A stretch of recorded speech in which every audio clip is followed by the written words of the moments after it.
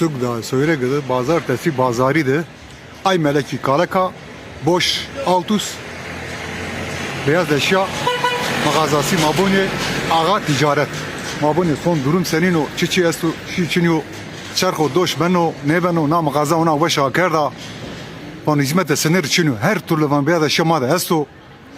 Mafene boni. Maşallah maşallah maşallah maşallah. Yok yok baba ya yok yok ha.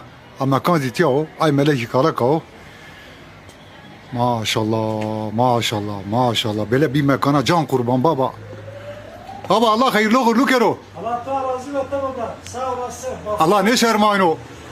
Bravo atak meneli ma amel neke bravo. Sağ olasın. Vallahi bu yok yok ha. Yok yok ha. Kabiro tiyaka boş neşno. Maşallah maşallah maşallah maşallah maşallah. Tek Türkiye'ne bana gerek de bivine. Tenevi atak ne vini? Maşallah maşallah. Yok yok baba yok yok. Bravo çim var mı?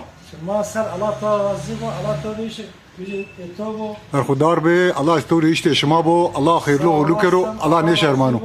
Nauka kerdo ma per kavane. Bravo çan rucu kero? No mengi esto. Ha demen ona doğru.